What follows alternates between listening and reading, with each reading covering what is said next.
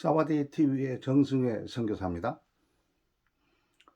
오늘은 한국에 계시는 어떤 원로 목사님을 통해서 선교사들이 본국총회에 자기가 소속되어 있는 노회에 무관심했기 때문에 자기가 소속되어 있는 노회에서 명단이 빠져버린 그래서 문제가 있었다 하는 그런 얘기를 들었습니다. 사실 우리 선교사들이 파송을 받으면, 선교지로 파송을 받으면, 선교사를 파송받은 이후에 그 본국총회에 자기가 속해 있는 그 노회에 별 관심을 갖잖아요. 그래서 그 노회가 모일 때도 가지를 않죠. 선교지만 있지. 그걸 오랫동안 하다 보면은 주 파송교회고 자기가 소속되어 있는 노회가 같아서 주 파송교회에서 그걸 뒷바라지를 안 해주면 자동적으로 내 이름이 노회에서 빠질 수가 있어요. 왜 빠지냐면 이 사람하고 무슨 연락 관계가 없으니까. 그리고 이걸 처리하는 이 서기가 이 사람의 소재를 잘 모르면은 그 사람 마음대로 우리의 명단을 그 노회 명부에서 그냥 뺄 수도 있다 그 말이에요. 사실은 그걸 빼면 안 돼요. 근데 그걸 빼기도 해요. 그러니까 우리의 소속, 노회의 소속, 목사의 소속은 노회죠. 총회가 아닙니다. 우리가 총회에 속해 있지만 그러나 내 주소는, 현 주소는 어느 노회에 속해 있어요. 네, 노회. 그래서 우리가 목사 안수 받을 때 노회에서 목사 안수를 합니다. 우리가 어느 교회 당회장, 담임 목사로 가더라도 내 소속은 노회이면서 그 교회 당회장이 되는 거예요. 그리고 그 교회의 담임 목사 된 것도 그 교회 성기 아니고 그 교회가 청해서 노회 청하면 노회가 와서 그 위임식을 그렇게 해줌으로 말미암아 담임 목사도 되고 당회장도 되고 이러는 거죠. 우리를 주 파송한 교회가 속해 있는 노회가 바로 내가 속해 있는 그런 노회입니다.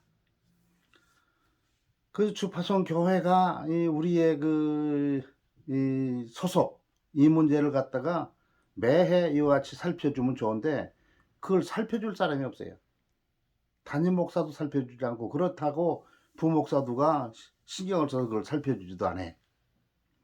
선교사로 간 사람은 무임 목사와 달리 모든 권한이 있어요. 그래서 투표권도 있고 피선거권도 있고 선거권도 있고 다 있어요. 근데 무임 목사, 무슨 일을 맡지 않고 있는 무임 목사는 그 권한이 없죠. 그러니까 무슨 누구를 투표할 때도 투표를 못하죠. 그런데 이제 오늘 내가 들은 얘기는 미국에 가서 이제 목회를 하던 사람이었어요. 근데 외국에서 목회를 하게 되면 자동적으로 이쪽 교회에 그것이 빠질 수가 있습니다. 왜? 이중 교적을 가질 수가 없기 때문에 그걸 빠질 수가 있어요. 미국 같은 경우. 다른 선교지는 그거 관계가 없습니다. 근데 미국 같은 경우는 그 미국에 우리 한국 사람들이 하는 그 총회가 있잖아요. 거기에 속해버리면 여기에서 그걸 알면 여기서 자동적으로 뺀다든지 이걸 이명을 해서 거기에 가서 한다든지 그렇게 되어 있죠. 근데 그 사람이 그 외국에서 한국의 교회가 담임 목사 자리가 있어서 거기에 신청을 해가지고 됐어요. 학교에 돼서 올라오고 그러니까 그 속해 있는 그 노회 거기에서 교적이 없는 거예요. 교적이 없는 거예요.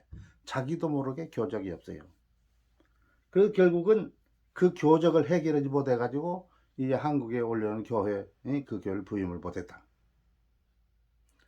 자, 이 사람은 그 사람의 케이스예요. 근데 사실 우리가 선교사로 간 다음에 노회 관심을 안 둬요.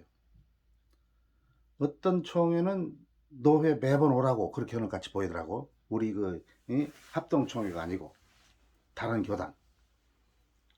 근데 사실은 내가 속해 있는 노회가 1년에 2번씩 노회를 하죠. 예? 봄 노회는 아주 귀중한 노예요. 예? 그러니까 예, 매년 못 오더라도 2년에 한 번씩 온다든지, 그래서 자기의 신분이 노예에서 없어지지 않도록 그 관리를 내가 해줘야 돼. 말씀을 드린 것처럼 이것은 주후원교회가 이걸 해줄 수도 있어요. 근데 대개 한국 교회가 그 신경을 못 씁니다. 그러면 내가 내 신분에 대한 관리를 해줘야 돼요. 그렇게 해주지 않으면 안 됩니다. 그러니까 나는 선교사니까 알아서 하겠다 그러면 안 돼요. 저 같은 경우는 이제 70이 넘었으니까 별 의미가 없어. 그래도 내 적이 내가 속해 있는 노예에 있어야 돼. 나도 이걸 살펴보지 않았어요. 살펴보지 않았습니다. 예, 근데 어쨌든 이 교적을 이렇게 가지고 있어야 돼. 70이 안 된 사람 더군다나 잘 그걸 관리해야 선교지에 있다가 혹시 본교회 담임 목사로 오게 되더라도 문제가 없어. 근데 그것이 아니면 문제가 있게 돼. 그러니까 그걸 하셔야 돼요. 자, 이번엔 이걸 아울러서 우리가 선교지의 선교사역을 감당할 때 특별히 한인교회를 한다 그러면 대부분 한국교회가 뒷받침 안 해줍니다. 우리 총회도 뒷받침 안 해줘요. 그러면 이 한인교회를 이끌어 가기 위해서는 이 뒷받침 해주는 어떤 총회가 있어야 돼요. 근데 다행스럽게 미국 쪽에 그런 총회도, 조그마한 총회들이 있습니다. 네? 우리 한국 본국 총회의 맥을 이어가는 그런 사람들도 있고, 그래서 우리는 거기에 합류를 해가지고 어떤 면에서 이중국적이죠. 이중 교적을 가지고 있어. 본국 총회 한 노회의 노회원이면서 해외의 어떤 총회 노회 그걸 가지고 있어. 왜? 우리가 목표하는 한인교회가 노회 도움을 받고 노회가 이게 저기 해야 되는데 본국 노회에서는 못 오니까 그 노회를 통해서, 그 총회를 통해서 이것을 해야 되니까 그래요. 자, 총신 같은 경우도 우리가 태국에 만들어 온 그 신학교를 갖다가 뭐 인준하지 못합니다. 그래서 그 신학교, 우리가 합동에 속해 있지만 총신하고 무슨 관계를 갖지를 못해요. 그런데 여기서 말하는 혹은 지방신학, 지방신학교로 인준, 그것도 아는데. 근데 미국에 있는 그 총회, 거기에 있으면서 태국에 있는 이 신학교를 갖다가 그 미국 총회 노예를 통해서 이 인준을 달라면 인준을 받아서 거기에서 한국 사람들 교육을 시키고, 그리고 이제 그 총회에서 강도사무실을 보고 노회에서 목사를 줘서 고시를 해가지고 목사를 안수할 수 있는 그런 길이 있게 되는 거예요. 그러니까 지금 전반부에 말한 것도 이것도 다른 얘기입니다. 우리가 선교지에서 우리 교회를 정상적으로 운영하기 위해서는 본국 총회가 그걸 뒷바라지 안 해주니까 외국에 있는 어떤 총회, 우리 신앙과 같은 총회와 같이 하면서 그런 뒷바라지를 받아야 된다. 뒷받침을 받아야 된다. 그 얘기를 말씀드렸습니다. 자, 전반부에 말씀드린 다시 복습하기를, 선교사들이 내가 노회와 관계를 잘 수립하고 있어야 된다. 그러지 않으면 내가 노회에서 이름이 사라질 수도 있다. 그러면 가짜 목사가 되는 거죠. 그러니까 1년에 한 번이든지 매년 오든지, 그렇지 않으면 2년에 한 번씩 오든지, 그래서 자기의 생명을 노회 안에서 각인시켜 놔서 그 노회가 나를 목을 치지 않도록 이렇게 해야 된다. 그래서 한국교회 부를 때도 뭐 아무 문제 없이 착 한국으로 돌아서 목회할 수 있도록 이런 식으로 해야 된다. 그런 말씀을 여러분들에게 드렸습니다. 자, 우리 선교사들 선교지에만 있으면서 나는 선교사니까 한국 필요 없어, 그러면 죽을 수도 있다.